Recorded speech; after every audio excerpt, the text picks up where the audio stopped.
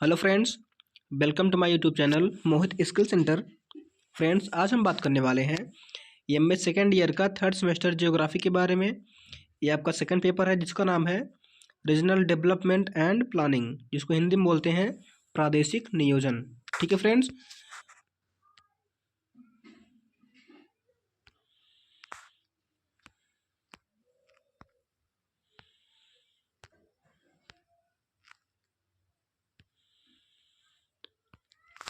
और हम इस वीडियो में कुछ इंपॉर्टेंट अति लघुत्तरीय प्रश्न के बारे में जानेंगे जो आपके आने वाले एग्जाम में काफ़ी हेल्पफुल रहेंगे।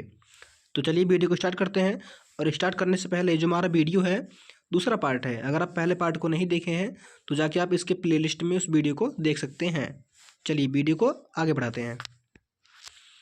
पहला क्वेश्चन कह रहा है जॉन फ्रीडमैन का सिद्धांत। ये हमारा पहला क्वेश्चन है और आंसर में कह रहा है फ्रीडमैन के अनुसार फ्रीडमैन सिद्धांत, जिसे शेयरधारक सिद्धांत भी कहा जाता है, अर्थशास्त्री मिल्टन फ्रीडमैन द्वारा विकसित व्यावसायिक नैतिकता का एक मानक सिद्धांत है जो मानता है कि व्यवसाय की सामाजिक जिम्मेदारी अपने मुनाफे को बढ़ाना है।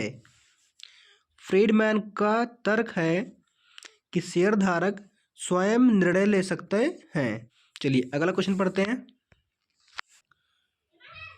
हर्समैन का आर्थिक विकास मॉडल क्या है? ये हमारा दूसरा प्रश्न है और आंसर में कह रहा है 1958 में हर्समैन ने आर्थिक विकास में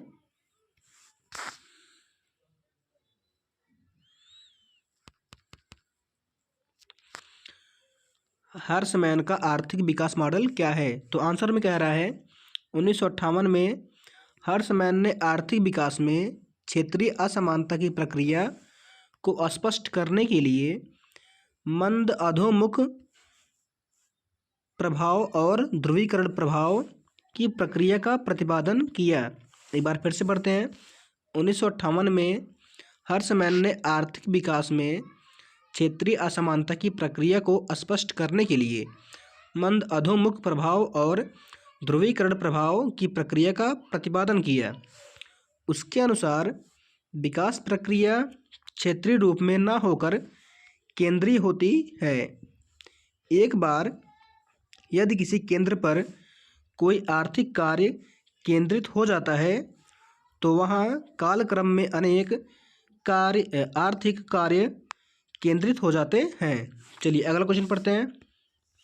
अगला क्वेश्चन कह रहा है भारत में सामाजिक नियोजन क्षेत्र क्या है? तो आंसर में कह रहा है भारतीय जनमानस के संतुलन एवं समाधान हेतु सामाजिक समस्याओं के क्षेत्रीय प्रतिक्रियाओं की पहचान कर उसके समाधान हेतु नियोजन प्रदेशों की आवश्यकता होती है। जैसे आतंकवाद, अलगाववाद व नक्सलवाद जैसी समस्याओं ने पूरे देश के सामाजिक संतुलन को हिला दिया है। चलिए अगला क्वेश्चन पढ़ते हैं।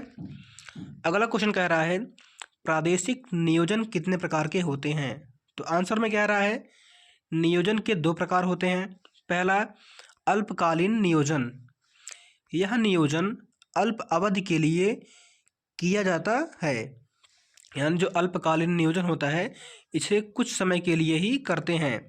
चलिए अगला क्वेश्चन पढ़ते हैं। मतलब अगला ऑप्शन है इसमें दीर्घकालीन नियोजन।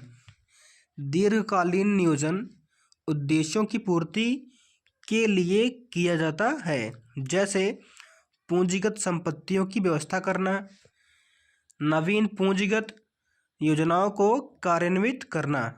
चलिए अगला क्वेश्चन पढ़ते हैं। अगला क्वेश्चन कह रहा है प्रादेशिक नियोजन के उपागम कौन कौन से हैं, या फिर प्रादेशिक नियोजन के उपागम कौन से हैं? तो आंसर में कह रहा है प्रादेशिक नियोजन के निम्न उपागम होते हैं, जैसे नदी बेसिन उपागम, ये पहला हो गया। महानगरीय नियोजन उपागम, ये दूसरा हो गया। तीसरा नगर एवं ग्राम नियोजन उपागम, और चौथा कह रहा है क्षेत्रीय विकास उपागम, और पांचवा समयाग्रस्त क्षेत्र उपागम, और छठा कह रहा है आर्थिक प्रादेशिकरण उपागम।